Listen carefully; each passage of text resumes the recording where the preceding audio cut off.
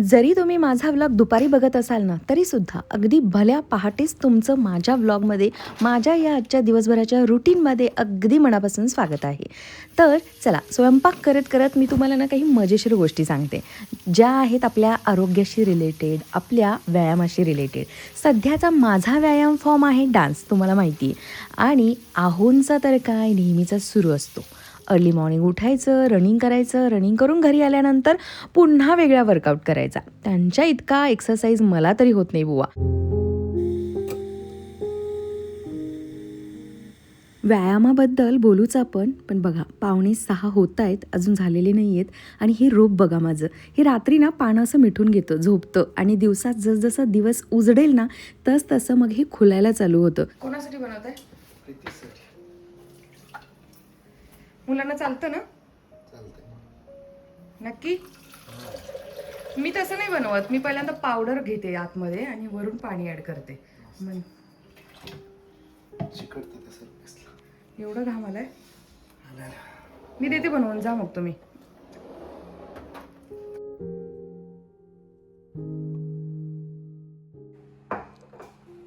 Bye bye, Tata.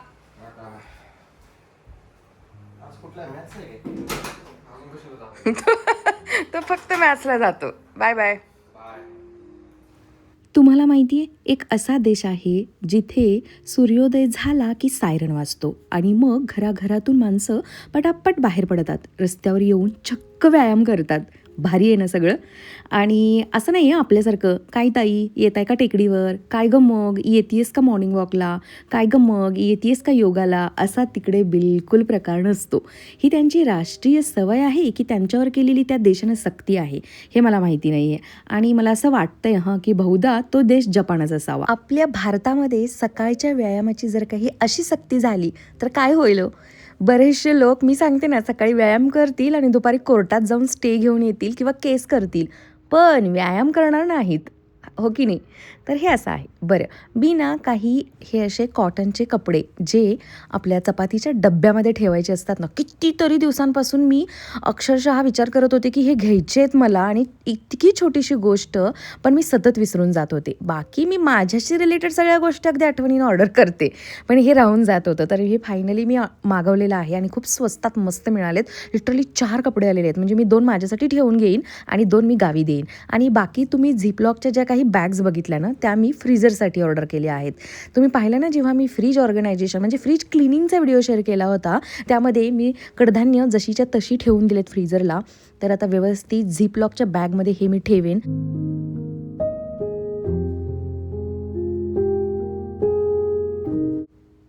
किती साधीशी छोटीशी ही गोष्ट, पण मी का डिले करत होते माहिती नाही. मलाही माहिती होतं की हे इझी जातं. म्हणजे चपाती लाटताना लावायला लागणारं पीठ रोज रोज त्या डब्याच्या झाकणामध्ये काढण्याऐवजी एक छानसा असा परमनंट डब्बाच केला तर. आणि हे मी खरं सांगते, मला माहिती असून करत नव्हते, पण जशी कॉमेंट मी वाचली ना, एका मैत्रिणीने कॉमेंट करून मला सजेस्ट केलं, मी लगेच हा डब्बा बनवला. तर थँक्यू डिअर.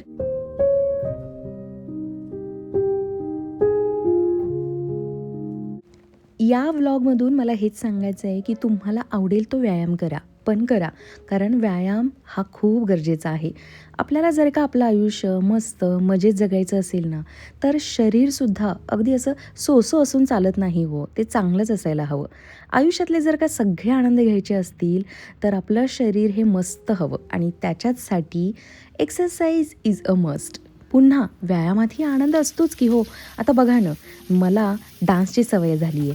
म्हणजे एक वेळ मला आता सकाळचा चहा चुकलेला चालतो, म्हणजे मी हल्ली घेतच नाही उन्हाळ्यात, पण रोज मला डान्स करायला आवडतो आणि मी करतेच. एखाद्या दिवशी जरी तो चुकला काही कारणास्तव तरीसुद्धा मन अस्वस्थ व्हायला होतं.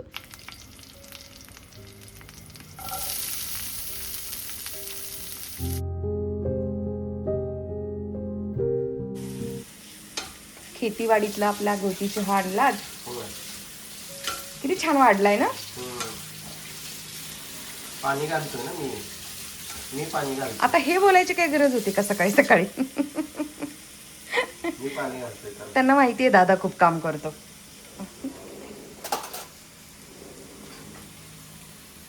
दादाला चहा आवडतो. चहा चपाती खायची आहे आज दादाला. काय करायचं या दादाचं?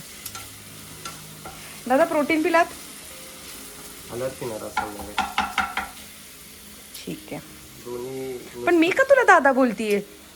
So sorry. यू आर माय नवरोबा.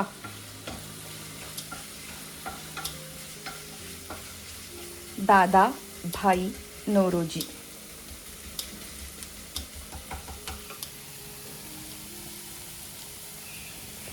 व्यायाम हा स्वतःच्या आरोग्यासाठी असायला हवा. असंही नाही आहे ना की प्रत्येक पुरुषानं बॉडी बनवून अगदी सौष्ठव स्पर्धेतच उतरायला हवं, किंवा असंही नाही आहे की फिगर परफेक्ट करून प्रत्येक स्त्रीनं सौंदर्य स्पर्धेत उतरायला हवं. बिलकुल नाही आहे. पण निदान स्वतःची स्वतःला लाज वाटू नये इतपत तरी काळजी आपण घ्यायलाच हवी. अगदी दिवसेंदिवस आपलं पोट सुटत चाललं आहे आणि बघवत नाही आपल्याला ते बेढब बेडौल अगदी बेंगरुळं झालेलं. सौंदर्याचं सोडा हो, आपल्या आरोग्याचं काय? आरोग्यासाठी वजन हे मर्यादेतच असायला हवं. आणि हे बघा, जसजसं आपलं वय वाढत जातं ना, त्याचप्रमाणे वाढत्या वयात दुखण्यांची, विकारांची आपल्याला भीतीही वाटत असते आतून. आणि त्यातील खरं सांगते, बहुतेक दुखणी, आजार जर का टाळायचे असतील तर त्याच्यासाठी सर्वात हुकमी उपाय म्हणजे ज्यांचं वजन वाढलेलं आहे त्यांनी वजन कमी करणं, आणि म्हणजेच थोडक्यात काय, वजन आटोक्यात ठेवणं.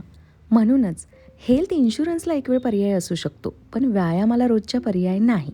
आणि व्यायामासाठी वेळ मिळत नाही असं म्हणणं तर हा कम्प्लिटली भंपकपणा आहे. काय करू, जगण्यासाठीच वेळ मिळत नाही आहे, लिटरली हे असं म्हणण्यासारखं आहे अगदी.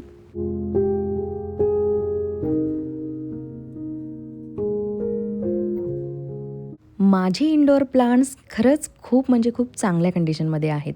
अगदी छान टवटवीत असतात. आणि म्हणूनच तुमच्यापैकी कोणीतरी मला विचारलं होतं की तू यांना खत पाणी काय काय करते ते दाखव. तर चला आज करूया आपण हे ग्रॅन्युअलवाले जे खत मिळतं ना नर्सरीमध्ये तेच आहे.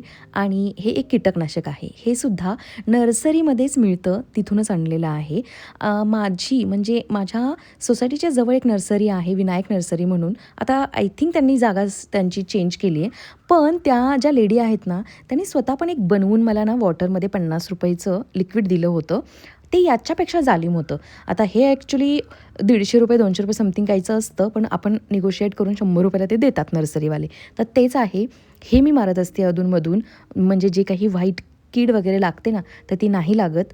आणखी की जे ग्रॅन्युलरला खत आहे ते घालण्या अगोदर मी काय करते, माती थोडीशी मोकळी करून घेते. तेच मी आत्ता करते. आणि त्यावरती ते ग्रॅन्युअलवालं खत घालते आणि मग पाणी घालते. हे असं 2-3 महिन्यातून एकदाच फक्त ते ग्रॅन्युअलवालं खत घालते. असंही नाही आहे की मी महिन्यातून एकदा वगैरे घालते आहे, नाही, काहीच गरज पडत नाही आहे. कारण पश्चिमेच्या घरामुळे सनलाईट जी येते ना ती डायरेक्ट नाही येत, इनडायरेक्ट येते. आणि हा बघा, हा माझा प्लांट ज्याची पानं करपली होती, सध्या असा काहीसा आहे. घामाच्या धारा लागल्या, फॅन लाव की मग, आपल्याकडे फॅन आहेत की. पूर्ण भिजून गेलो. तेच होऊ नये म्हणून मी सोय करायला निघाली. अगं पण सोय करायला असं आता झालं 2 मिनिट. मी आवरून ठेव म्हणून सांगितलं होतं तुला. आता मला काय माहिती इतके लवकर पोहोचाल तुम्ही. काय फिक्स असतं आपलं, सांगितलं होतं ना मी टायमिंग. चला पटकन झालं. चलो.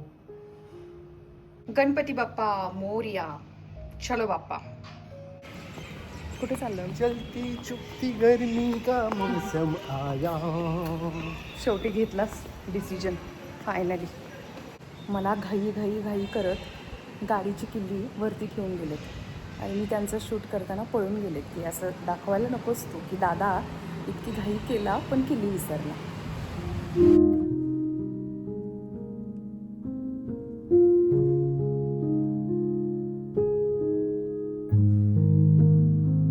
मोशीमधल्या रिलायन्स मार्टला आम्ही आज निघालोय बरं का. आम्ही इतके वर्ष जे काम पुढे ढकलत होतो ते फायनली आज आम्ही करणार आहोत. म्हणजेच आम्ही घरात AC बसवणार आहोत. मी तर म्हणत होते 3 AC बसवूया, पण माझा कंजूस नवरा 2 AC साठीच ॲग्री झालाय. अगं मी एकच म्हणत होतो. हे भगवान, ऐकलत तुम्ही? एकच म्हणत होता हा नवरा. मी त्याला पैसे देतीये आणि म्हणतीये की बाबा घे, तुझ्याच अकाउंटवरचे हे पैसे तू खर्च कर आणि 3 AC बसव. तर नाही बोलतोय हा. समजवा जरा याला. पुन्हा पुन्हा सतत कामं काढणं होणार आहे का? हेच काम काढायला 4 वर्ष घालवलेत आम्ही. म्हणजे आम्हाला खरं तर बसवायचाच नव्हता, आम्ही अगेन्स्ट आहोत एसीच्या. पण आता खरंच खूप गरम होते आणि असं झालंय ना की आता प्रितीशला तर बेचैन होतं दुपारी. त्याची रूम तर इतकी हीट होते ना, गरम होते ना, की त्याला अभ्यास करायला म्हणजे नाही, तिथं बसूच शकत नाही आपण, एवढं गरम होतं. तर 2 तरी एसीसाठी ॲग्री केले मी आता. अजून थोडा मी फोर्स केला तर 3ऱ्या एसीला पण तो ॲग्री होऊ शकतो, बट काही गरज नाही आहे हॉलमध्ये एसीची. 2 बेडरूममध्ये 2 एसी आणि हॉलमध्ये हवा येते थंड. मी डान्स असा गरमीत करणार प्रवीण. थोडे दिवस डान्स करू कसं. मला माहिती होतं तू असंच म्हणणार. तर रिलायन्सला प्रियाने घेतलीत परवा 2 एसी. म्हटलं आपण पण आता इथेच घेऊ, कुठे विजय सेल्सला वगैरे जायला नको, कारण त्यांनी इथे घेतलेत म्हणजे त्यांचा ऑलरेडी अभ्यास झालेला आहे कुठे किती कसे मिळतात.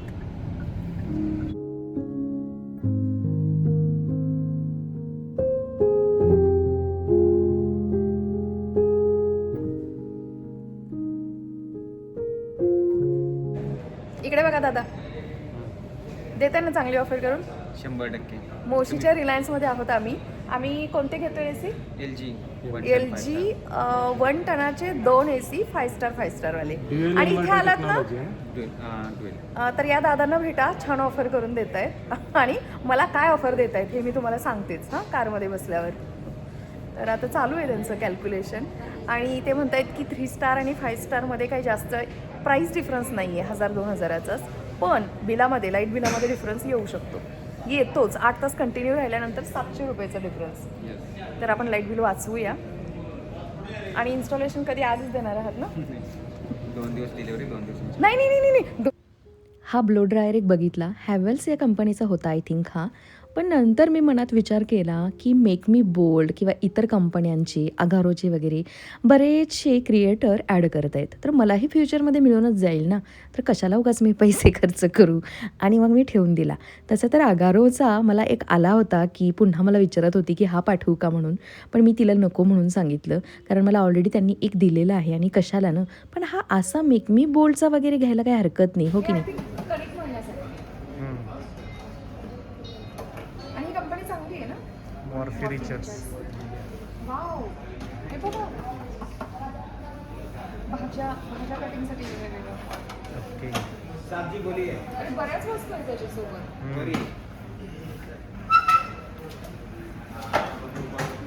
हे दाखवा, हे 1000 वॅटचं आहे. प्राईस कमी आहे तशी प्राईस.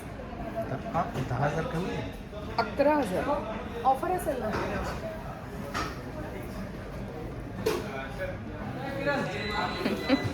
किरणला घेतले ऑलरेडी. किरणला घेतले. किरण म्हणतो मला फेमस नाही व्हायचं. बघू, दाखवा बिल आमचं. तुमचं बिल आहे. या सरांनी आम्हाला कन्व्हिन्स केलंय की 5 स्टार नका घेऊ, 3 स्टार घ्या. हा LGचा आहे ना, त्यांचा AC आहे, नवीन मॉडेल 26. नवीन मॉडेल. बर, ज्यामध्ये स्मार्ट आहे आणि ड्युएल. प्रीकूल आहे, हां. स्मार्ट इन्व्हर्टर आहे. हां, आणि पूर्वी काय होतं, ड्युएलचं काय होतं ते? हेम क्लीन, सेल्फ क्लीन आहे, ओके, ऑटोमॅटिक कन्वर्ट होतो. AI कन्वर्टेबल आहे. AI कन्व्हर्टेबल आहे. घेतली स्क्रिप आहे फायनली तू 2 एसी. नाही म्हणत होतस की.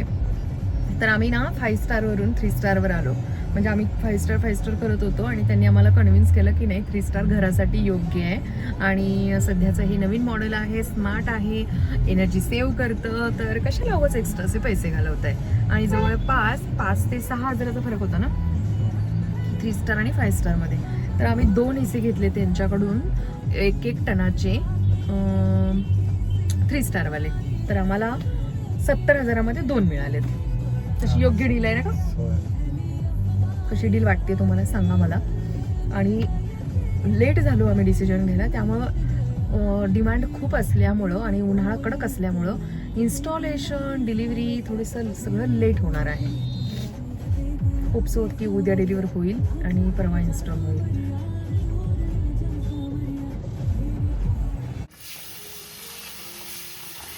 AC फायनल करेपर्यंतच इतका वेळ झाला होता की रात्रीच्या जेवणामध्ये मला सुट्टी मिळालेली आहे. तर आम्ही बाहेरूनच आहोंना बाहेरचा बुर्जीपाव खायची इच्छा झाली होती, तर तो घेतला. मी ओली भेळ घेतली. झालं माझं रात्रीचं जेवण. आणि आता ही तयारी उद्या सकाळसाठीची. दही लावतीये, मुगाची डाळ, म्हणजे सालीवाली मुगाची डाळ आणि तांदूळ इक्वल प्रमाणात घेऊन उद्या सकाळच्या डोश्यासाठी तीही भिजायला घातलं आहे. किचन ऑलरेडी सकाळी आवरून ठेवलेलं होतं ते तसंच आहे. आणि तुम्ही नेहमी विचारता ना की दही कशी लावते, बघा इतकी साधी सोपी पद्धत आहे. पहिलं दही यामधलं मी एकदा वापरलेलं आहे आणि उरलेलं त्याच दह्यामध्ये म्हणजे अगदी थोडंसंच ठेवलं होतं मी, वरून कोमट दूध ॲड केलं. आता उद्या दाखवते, मस्त लागून जातं दही. चला मग उद्या भेटेन पुन्हा एका छानशा व्हिडिओमध्ये. आणि हो, व्यायाम करा, काहीही करा, पण करा, अगदी आवडीचं करा.